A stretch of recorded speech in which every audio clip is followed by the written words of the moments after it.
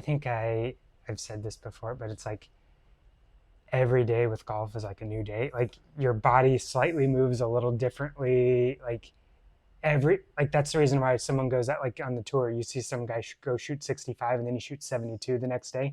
It's super difficult to just stack good rounds or good feelings on top. And you could have the exact same swing thought, and it just doesn't like replicate the same way. It's kind of Yeah, do you think it's probably golf more than almost any other sport? yeah, because in baseball, I I know baseball. I like to say baseball is good. If you think you're hitting a round object with another round object, and you're trying to get it to go in a certain place, but not as precisely as golf. but I always talk to my dad about this. So like, baseball, you've got just this kind of diamond or kind of V shape. If you hit it anywhere and you get a base hit, doesn't matter. You got a base hit. In golf, if you're off the fairway, you're in the rough, you're in the bunker or whatever, like it's a penalty.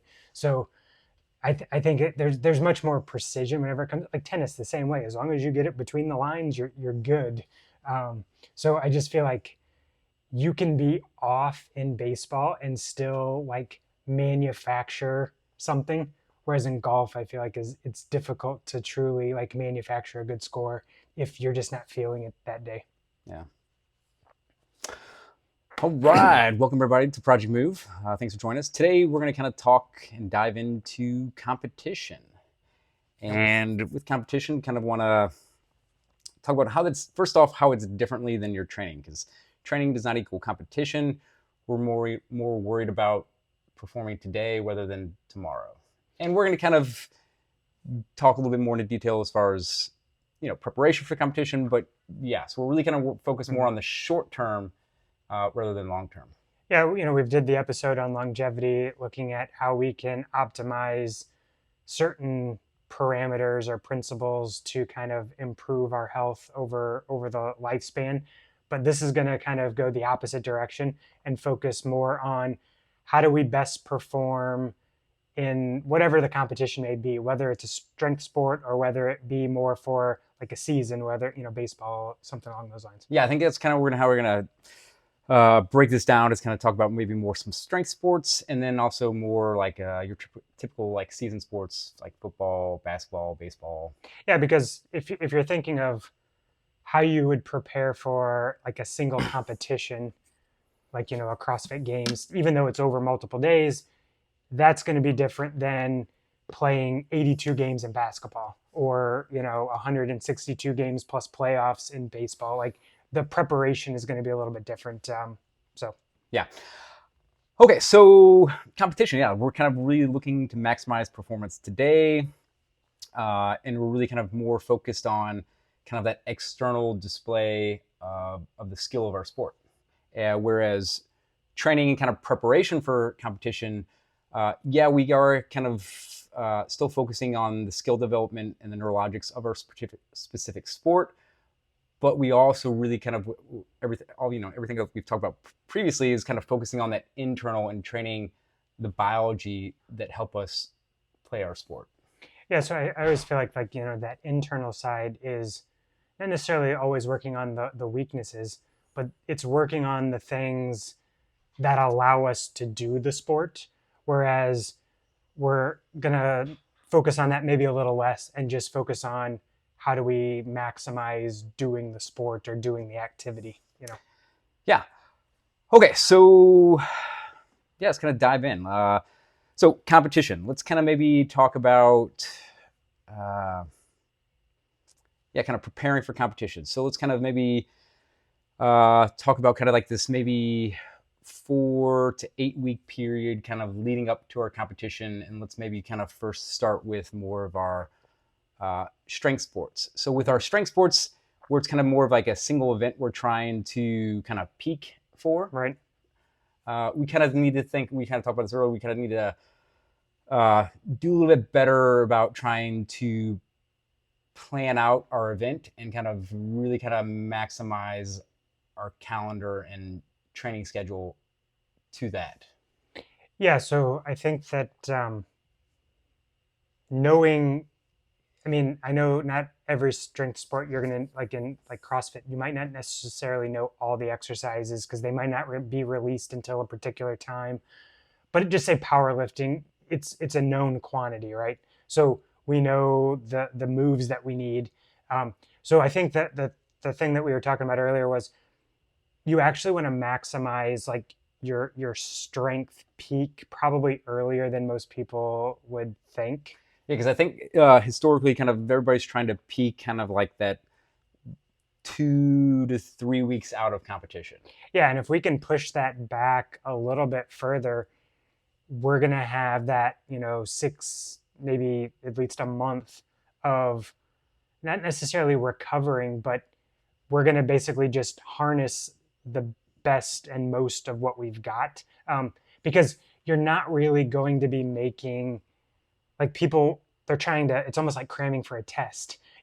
Like the week before a competition or even 2 weeks before a competition, yeah, there are micro adjustments that you can be making, but you're not going to be putting on much more size. You're not going to be really adding major increases in weight. So it's like you could use that time to decrease the volume. You could still stimulate, but decrease the volume so you're not just throwing resources and just burning calories. Yeah, so I think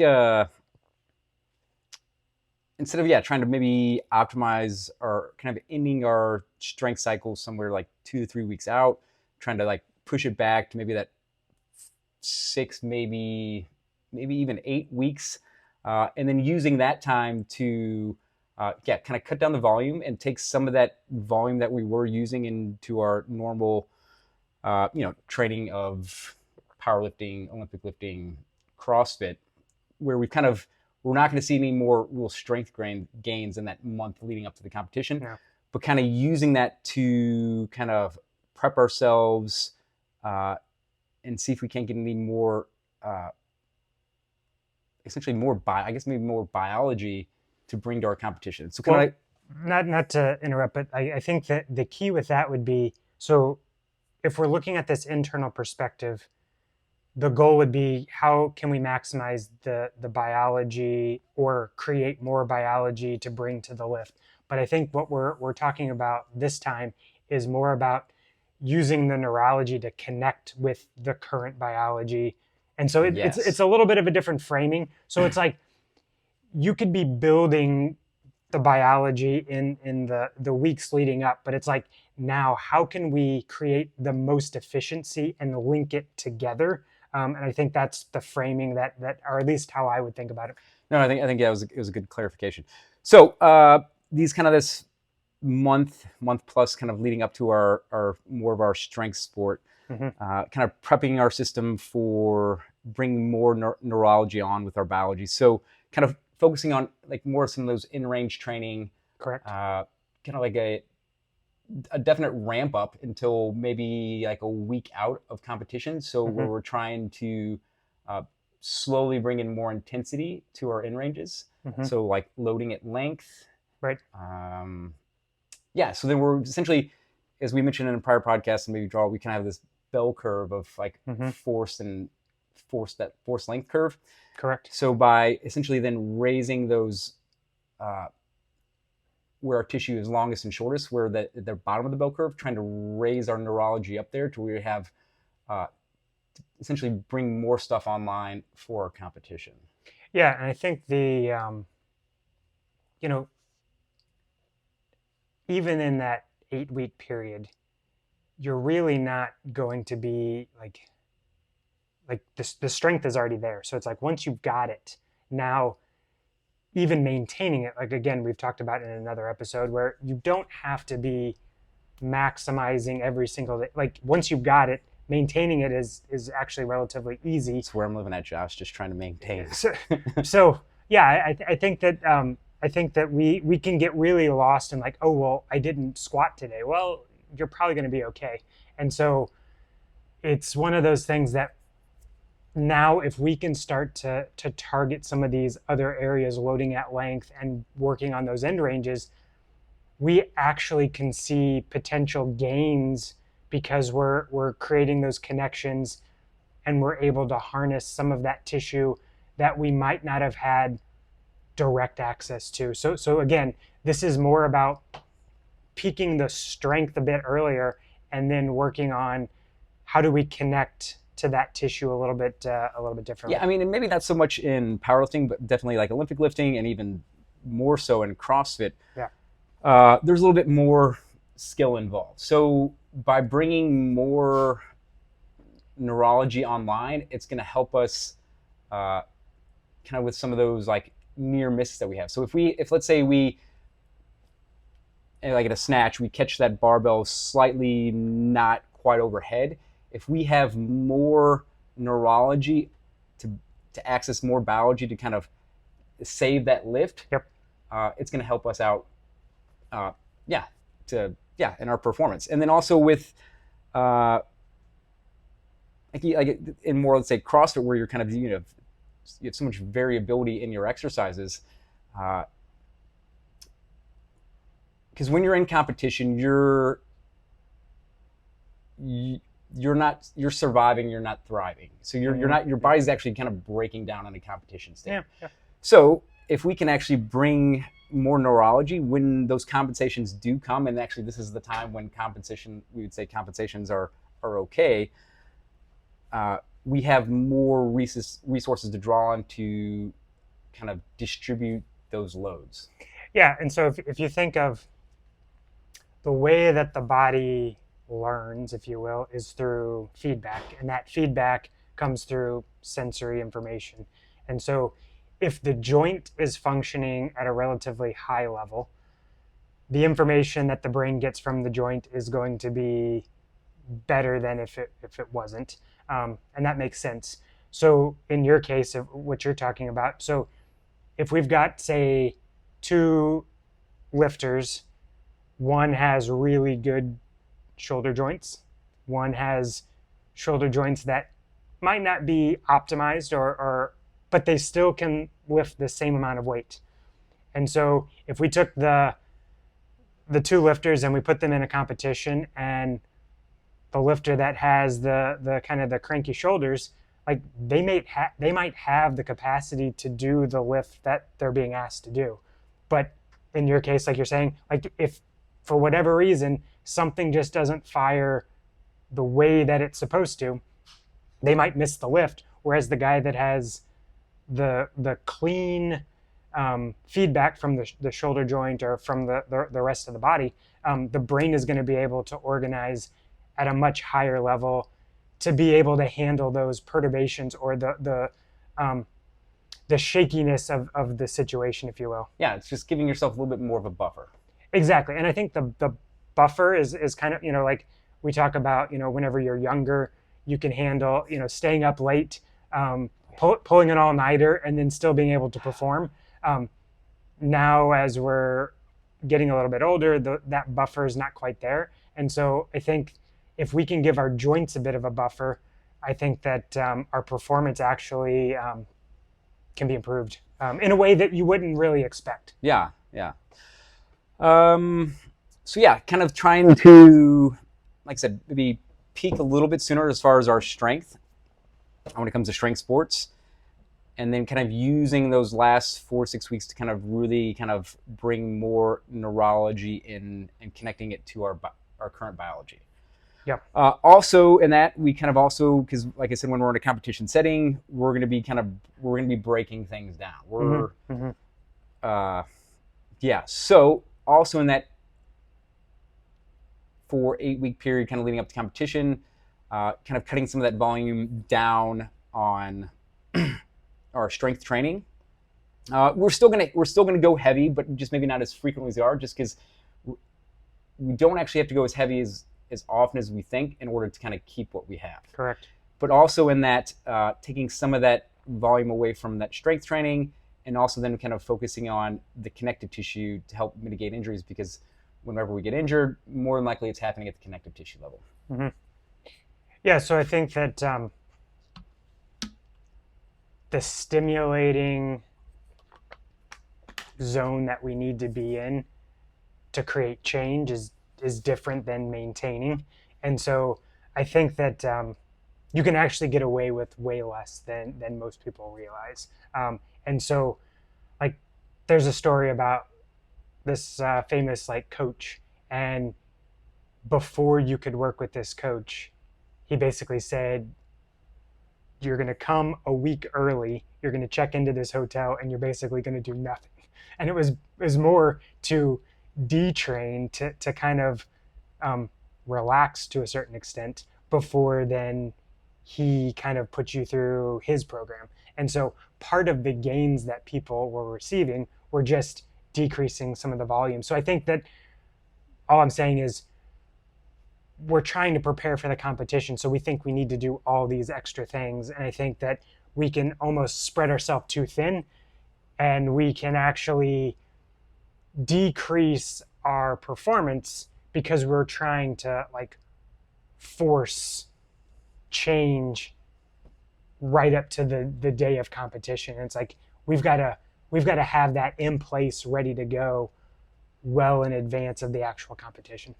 Yeah, and then because like I said, when we're in competition, we're gonna get kind of be in a heightened state, so we're gonna kind of maybe find an extra gear in competition and maybe push just a little bit harder than we normally would because there's more on the line. Yeah, there's always going to be adrenaline. There's always going to be the heat of the moment, if you will. And so, you know, like just golf, for example, so if a guy normally hits his 7-iron, just say 175, in competition, he might hit it 185 just because of so you might get an extra 2, 3, maybe even 5% just because of the competition environment. Yeah, and then so because we're kind of maybe pushing a little bit harder, we just want to make sure that we're kind of backing ourselves up with more resilient tissue to kind of handle that, to back up our extra effort that we're putting in. Yeah, again, because if we're talking about connective tissue, that's the ability to absorb force. And so if we're putting in high amounts of force generating tissue, we need something to be able to handle that, right?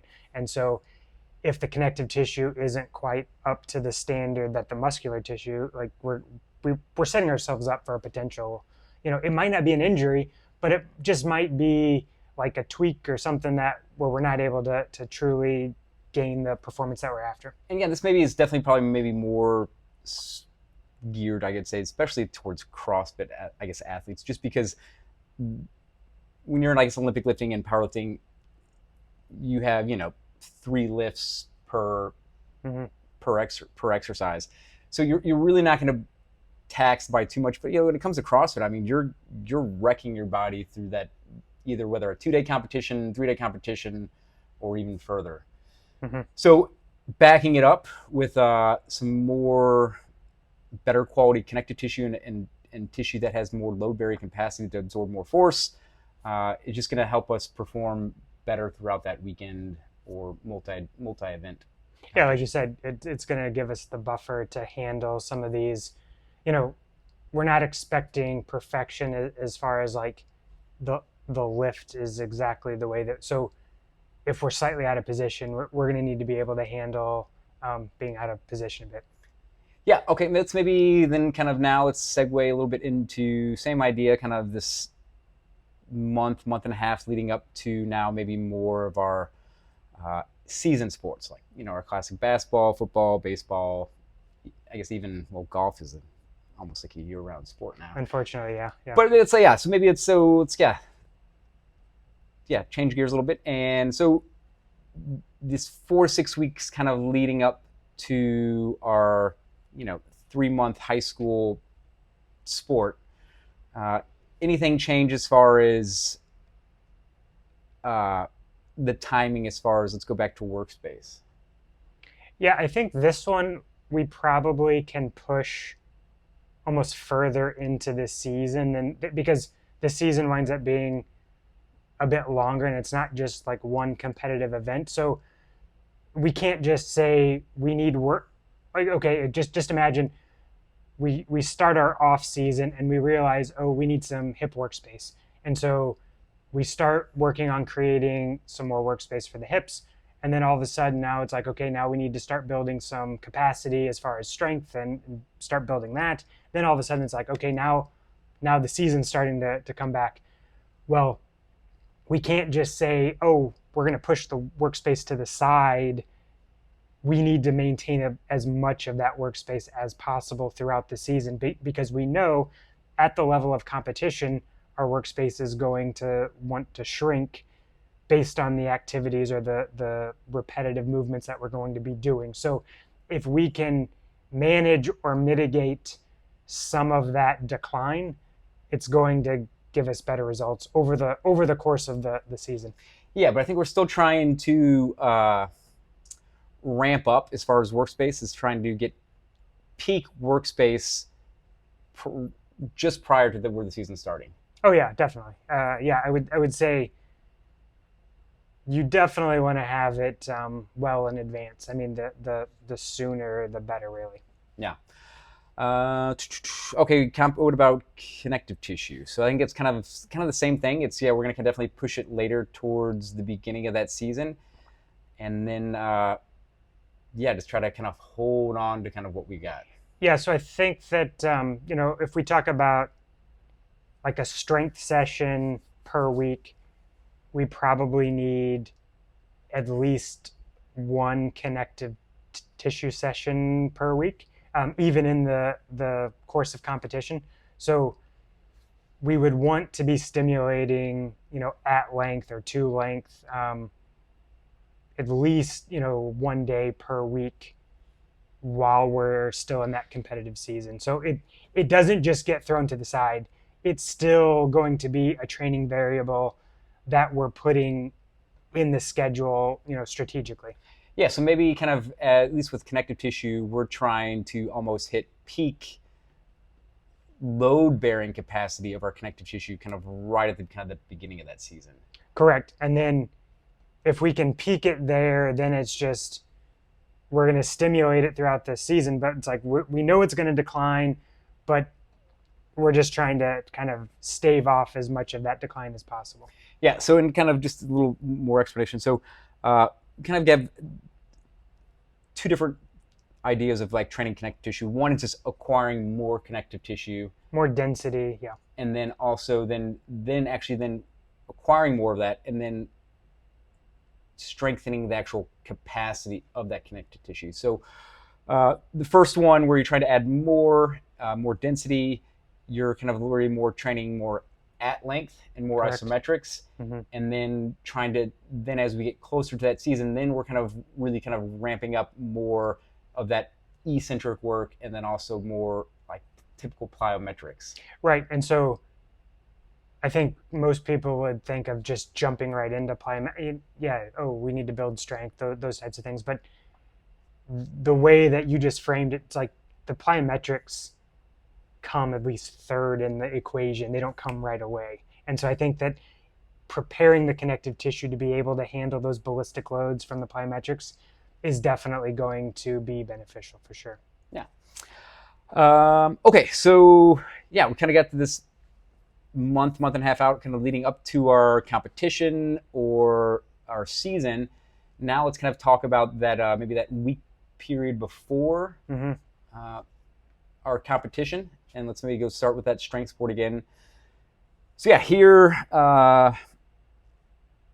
kind of classically we typically see like this more of this deloading period, right? Because we want to, well, one, mitigate potential injuries, but also to kind of conserve resources and not make sure we're going into our competition fresh and ready to go.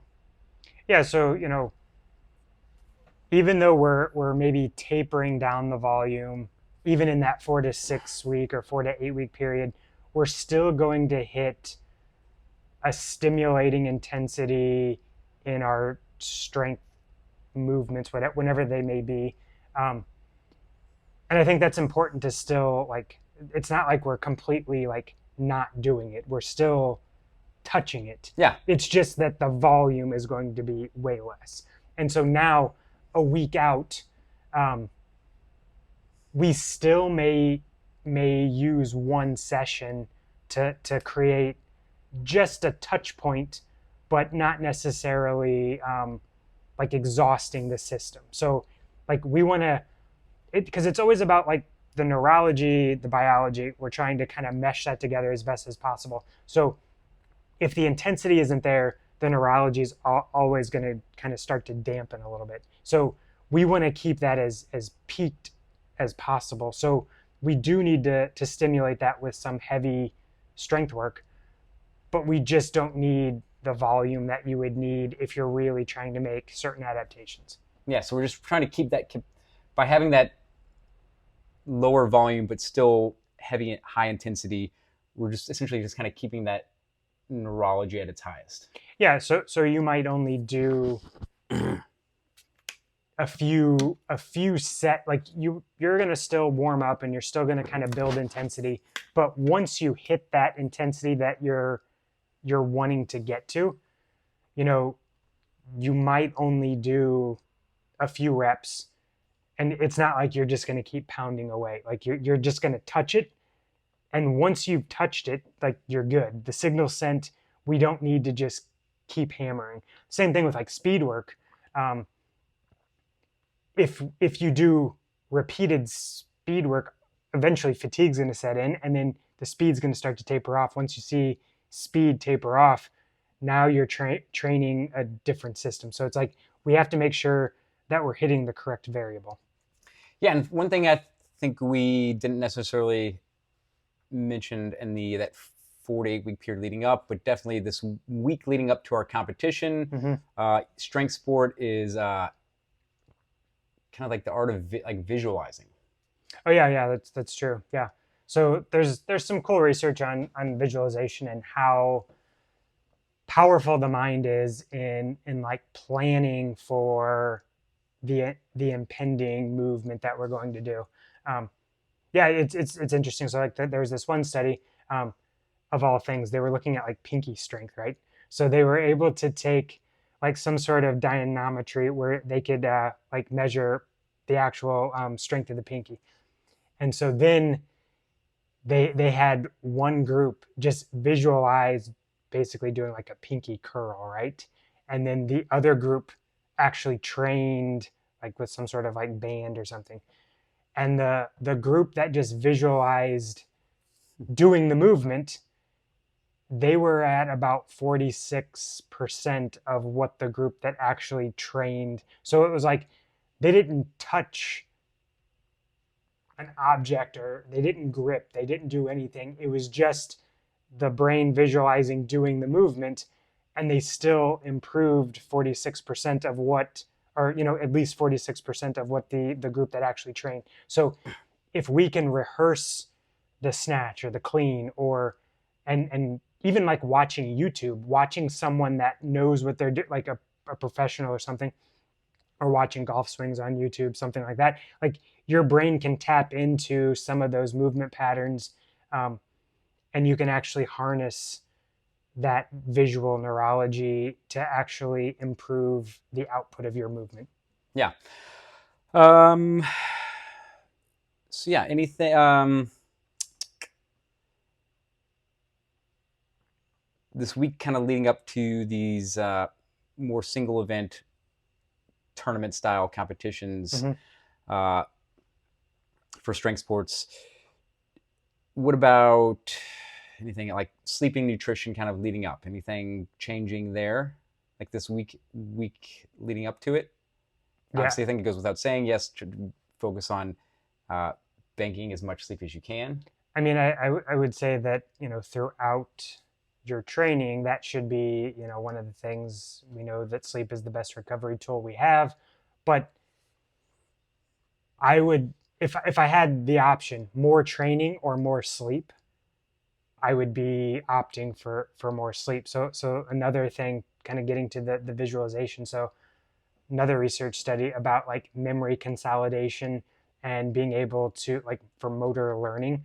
So if you go and learn, just, this is a little bit of an aside, but like if you go and learn a new skill, and then say you're in college and you pull an all-nighter, and then you go back a week later and try to replicate that new skill, your motor learning capacity is going to be compromised. Whereas if you learn the new skill, you get a good night's sleep, that the night that you learn the new skill, the memory consolidation is to which you're able to recall that skill much better, weeks later.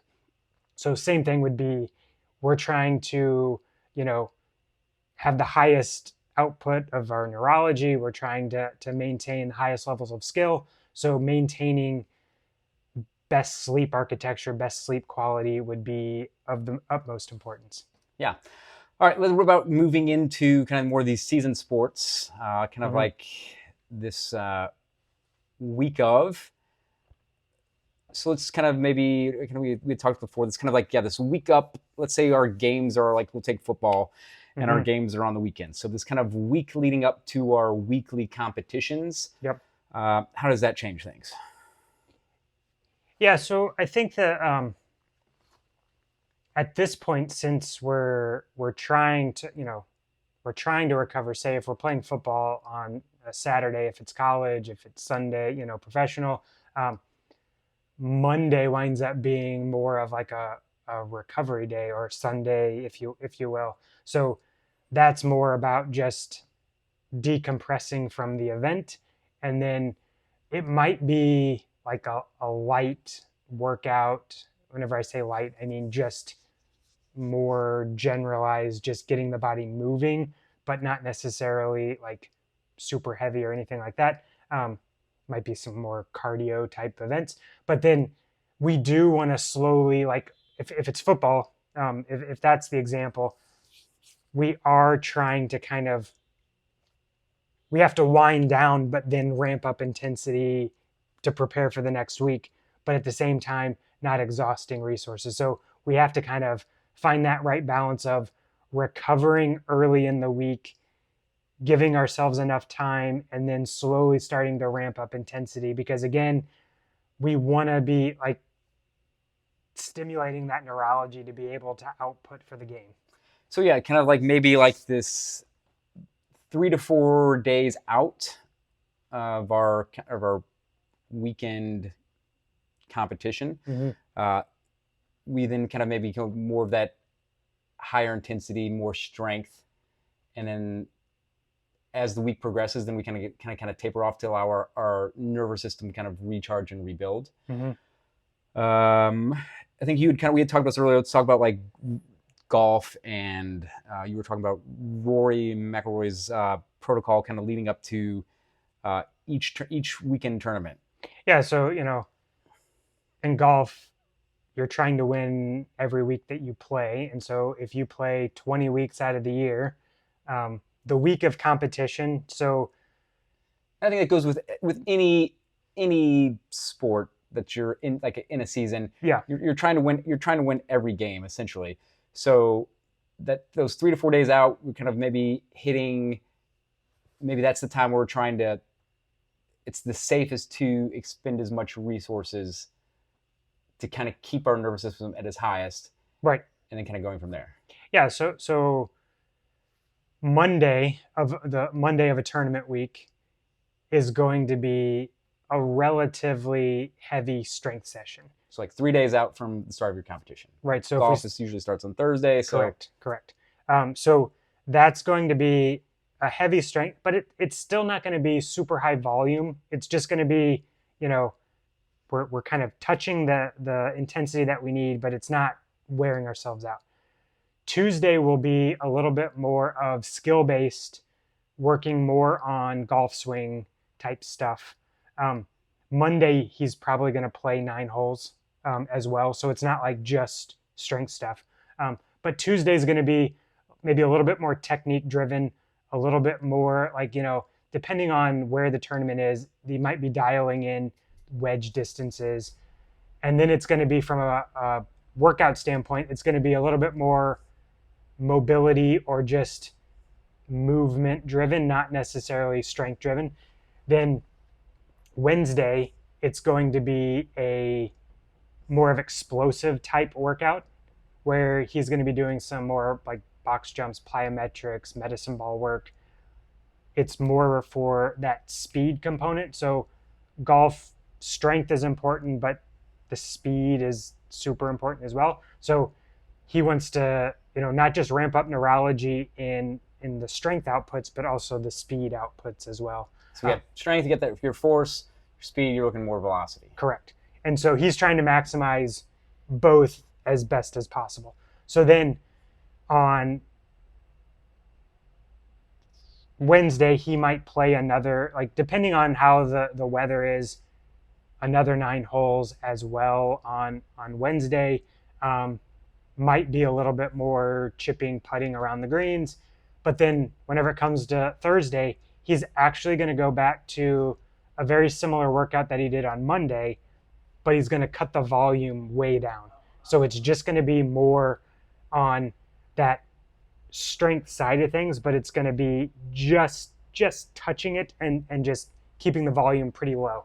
And then Friday will be another very similar to the power day or that explosive day. And so then the weekend, depending on how that goes, it'll be a combination of kind of just, again, like priming the system, but not really like overly taxing the system. It's more about just preparing for the work on the golf course. Yeah, and I think in the course of this kind of week leading up to it, kind of like in the skill practice day, it's maybe also time to kind of more run, game scenarios where you're working on kind of like this high fidelity skill, like good quality, like practice sessions, shorter durations. Where do you see, as far as like workspace and connective tissue, fitting into this? Yeah, so I think that And the more you have, the better. So it's about, it's not just about the strength neurology aspect. Like I almost see it like from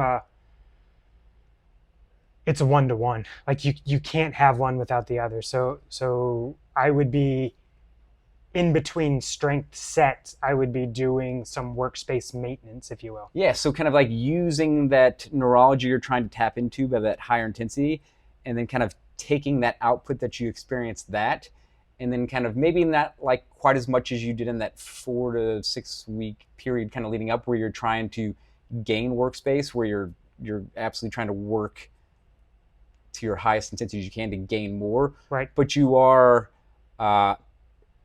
moderate to 60-70%. You are still trying to maintain and maybe even slightly gain some of that workspace back, post that week before. 100%. Yeah. So kind of like almost like supersetting your strength sets with maybe some more workspace, kind of moderate to low high intensity, longer, a little bit more time under tension. Correct. Yeah. So I think if we're trying to truly optimize, like that would be the way to go, where it's a 1-to-1 ratio, and then people are going to be like, well, that's a lot of. It's like, yeah, that's what it takes to maintain. So overall, though, like I'm not going to be picking 20 different exercises. Like we're gonna pick an upper body exercise, we're gonna pick a lower body exercise, and then we're gonna be working on workspace. Like so, the workouts aren't going to be this huge variety of exercises. We're just gonna pick key exercises that we know are important for what we're trying to do. Yeah.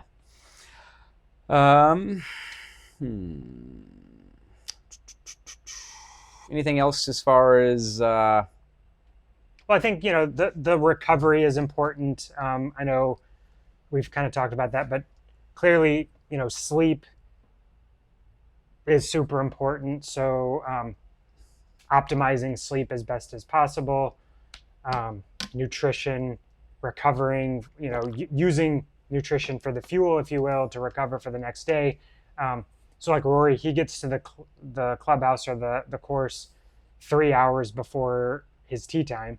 So if he's got an early morning 7 o'clock tee, he's there super early, eating breakfast, getting prepared, going through whatever he needs to do to get warmed up, in addition to obviously his range time and putting, chipping. So, I know Tiger, coming back after, some of his injuries, his prep was almost like 4 hours. Like he had this super lengthy, warm-up routine. And that's just what it took. Like he couldn't just like jump into it like he did whenever he was 24. Like he needed a super long kind of ramp up to where he felt like he could actually swing at the level that he needed to swing to play golf, you know? Yeah, and I think kind of like on the sleep, like last week's episode we did on sleep, released on sleep. Uh, Sleep's our biggest kind of like reset, and as far as kind of bringing us back to equilibriums, kind of like in maintaining our hormones. Because when we're in season, like I said, we're kind of just slowly going down, and we're just trying to flatten that slope as much as possible. Right. And sleep is probably one of the biggest areas we can do to kind of help with like the recovery aspect. Yeah, and you know, I know sometimes after a day of competition, it might be difficult to wind down. Um, I know Justin Thomas has talked about, so you know, he wears like the Whoop band. Um, not that this is a plug for Whoop by any means, but any fitness tracker can kind of tell you some of these things, or just you know by experiencing it. Um, but anyway, so he's talked about in several different interviews where if he has alcohol during a tournament week, you know, it might help him wind down after the round, but he knows that his sleep score goes into the toilet, and so it's kind of one of those things like he has found other ways to wind down rather than relying on you know alcohol to find that relaxation, if you will.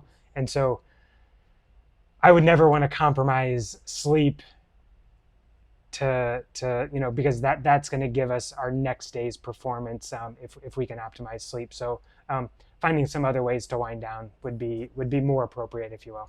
Yeah, I think it's a this is yeah good transition into kind of now this day of competition Mm-hmm. and kind of getting into this post competition for these like tournament style kind of weekends where we have multiple days of competition. Yeah, so I think that the biggest thing would be, you know, in golf, we know we know the movements that we need. So if it's a strength competition, if it's powerlifting, we know the movements. If it's a CrossFit or some sort of like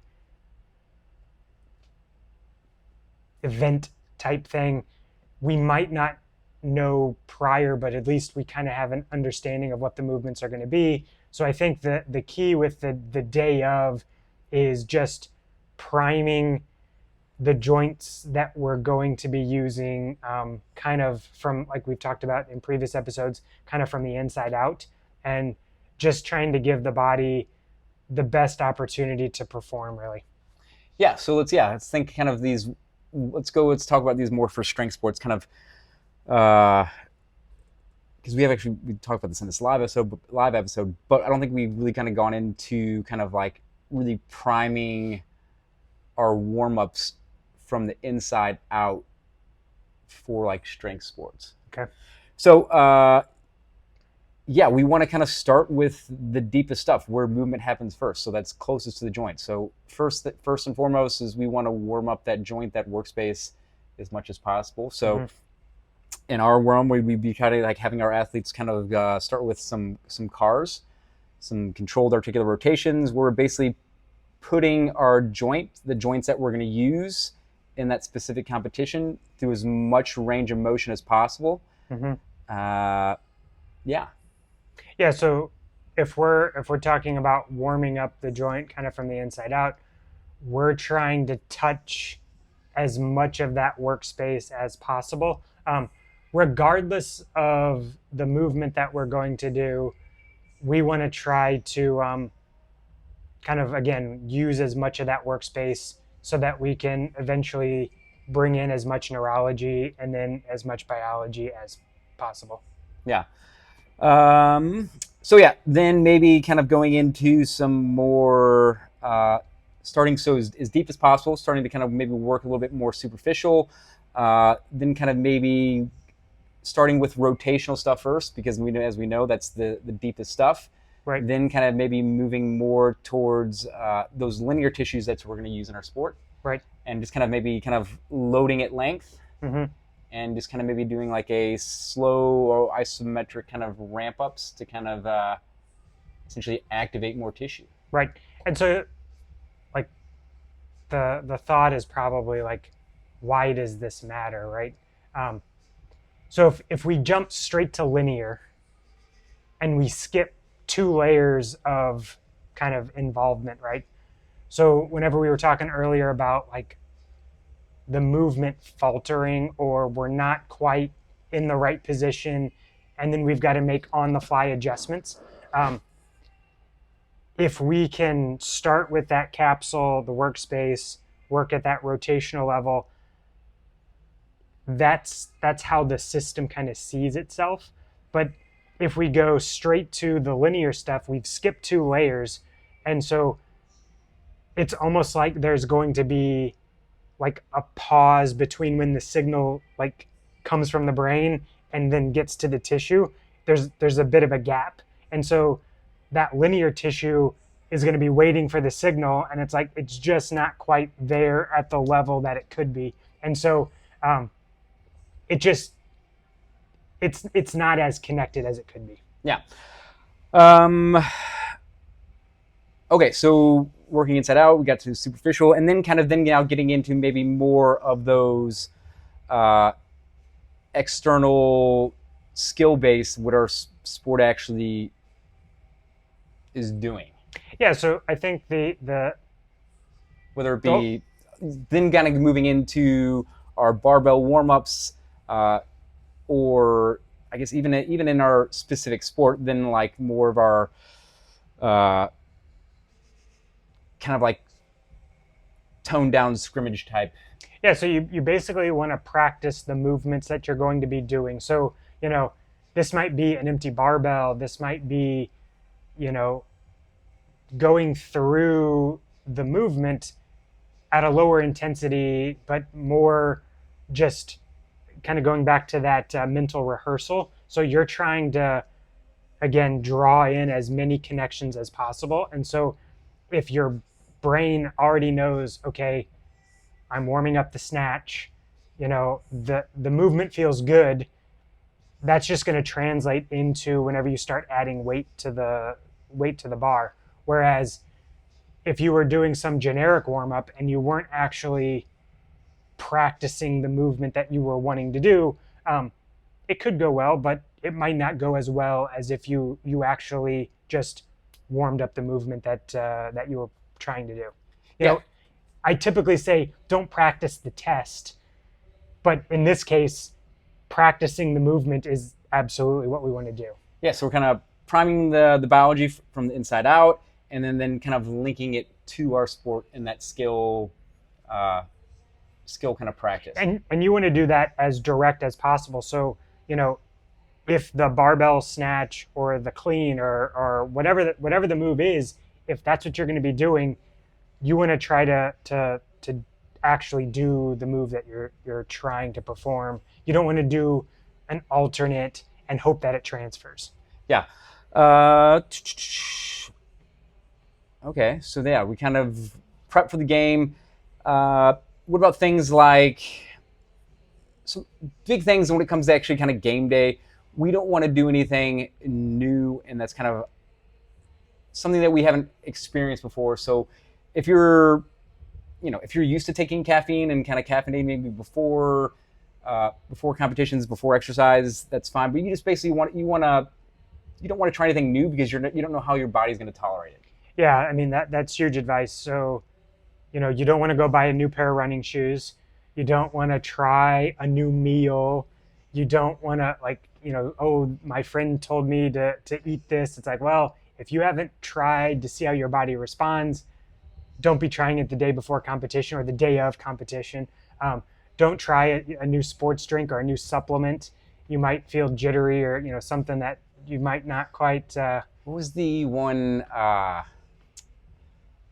English cycling coach that even made his team bring their own pillows? Oh yeah. So in the book, Faster, Higher, Stronger, I believe is or Higher, Faster, Stronger. Yeah.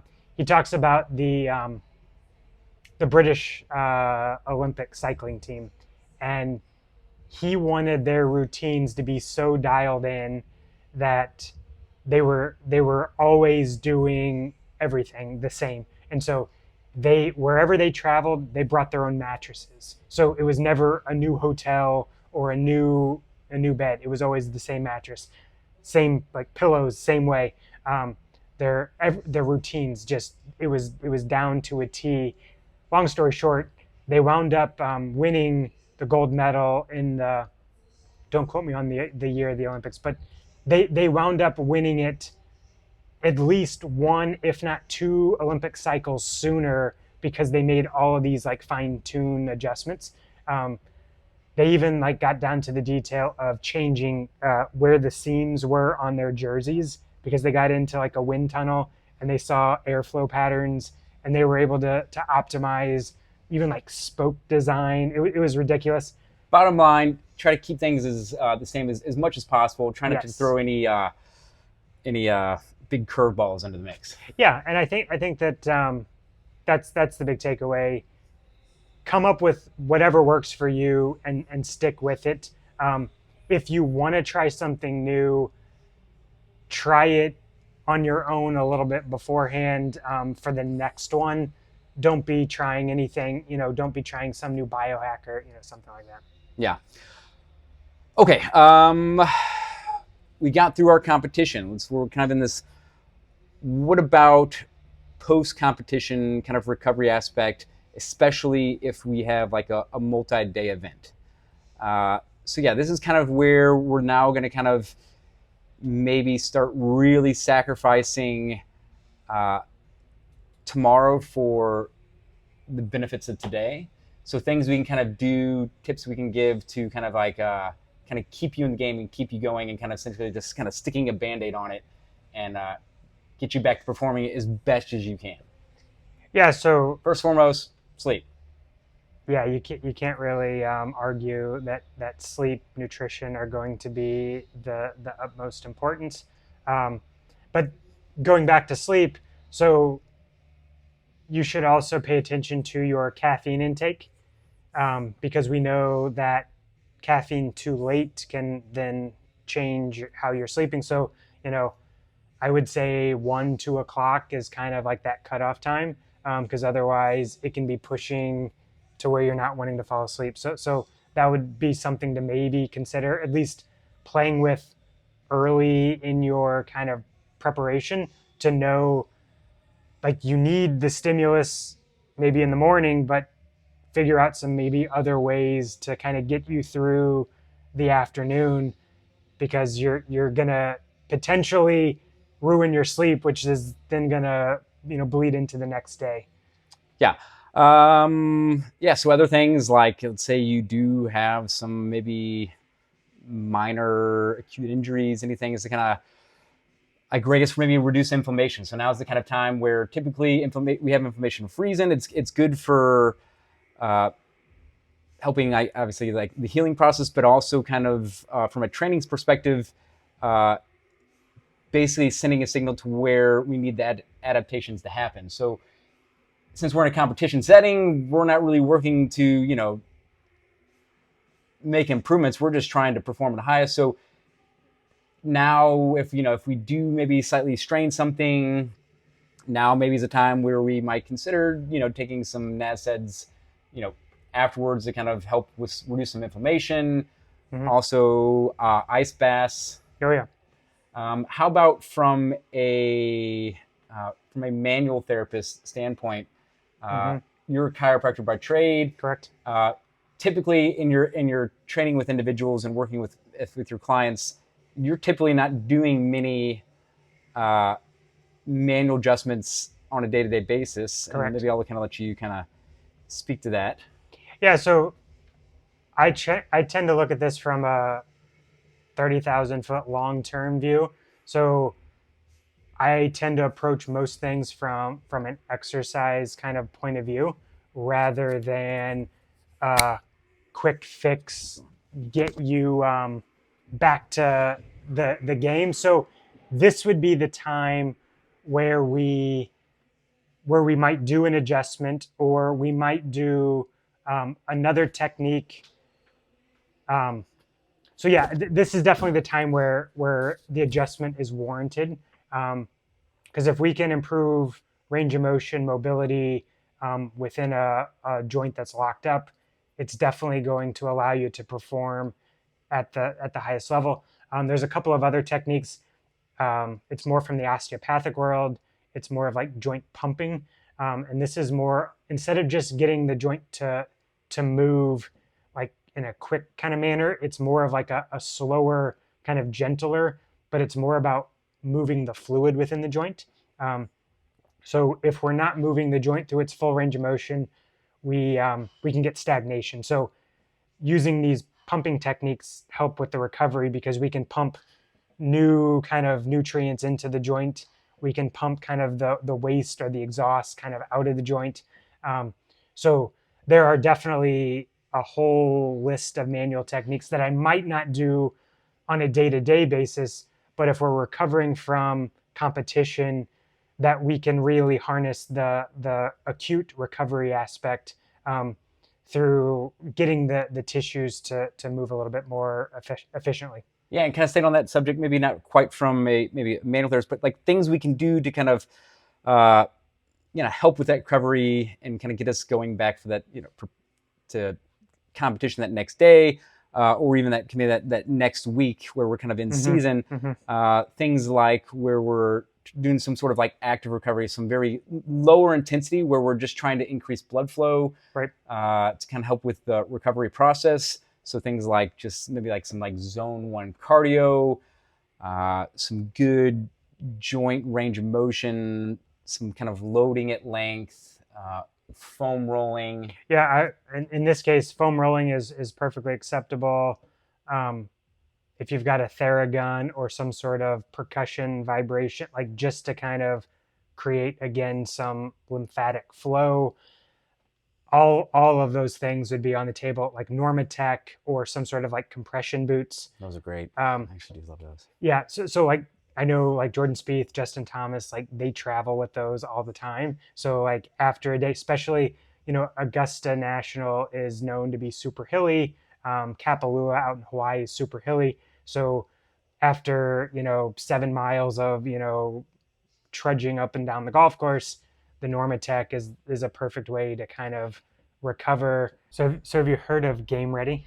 No. So we talked about Normatec. So Game Ready is kind of like an advancement on the Normatec system. So it combines ice with compression. So it's not actual ice, but it has like this cooling tank with like gel, if you will, and it pumps the cold fluid through the system in addition to the compression. So you get the added benefit of the cold plus the compression. So it's especially if you've got swelling around the joint, it's definitely really good to help with minimizing the fluid buildup around the joint after an injury like that. Yeah, and these are all sort of things we can use minus the cold, Yep. kind of use in our everyday training to kind of help, essentially just kind of bring in more resource to the tissue we're trying to create adaptations. But obviously, in the competition setting, we're just trying to kind of put a band-aid on you and kind of get you back in the game as quick as possible. Yeah, so we're trying to maximize getting you back, the next day. So we're going to leave no stone unturned whenever it comes to modality. Um, we may not do all of these things in a normal training scenario because we're not trying to maximize the acute benefits. But it's one of those things that um, if our goal is to be ready for the next day, all of these things are going to be on the table as far as utilization. Yeah.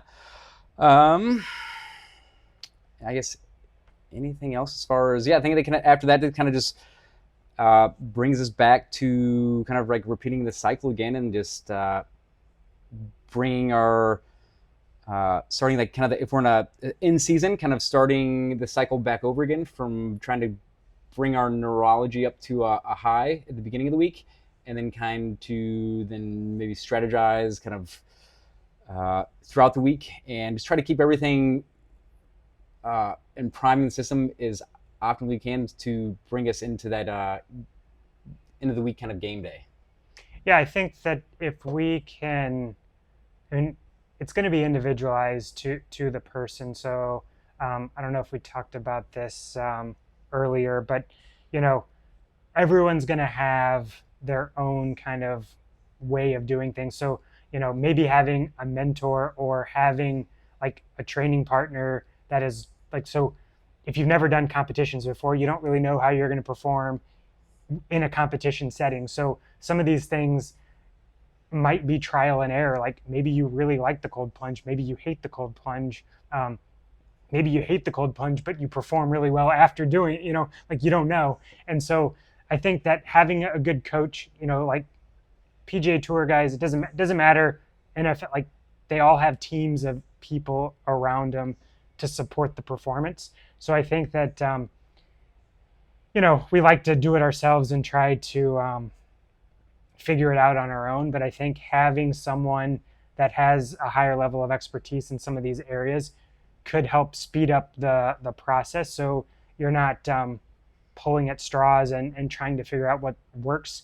If you have a training partner that is more experienced in the competitions, they're going to kind of help guide you. But also having a practitioner or trainer that can help kind of steer you in the right direction can be beneficial as far as like speeding up the trial and error component, if you will. Yeah. Anything else? No, I think that if you like the content in this video, leave us a comment. Maybe let us know what works for you and how you utilize your own recovery. Maybe something that we didn't talk about that we might be able to talk about on a new episode or something.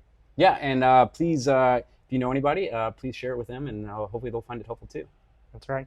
All right, we'll see you next time. Thanks a lot. Yep. See you soon.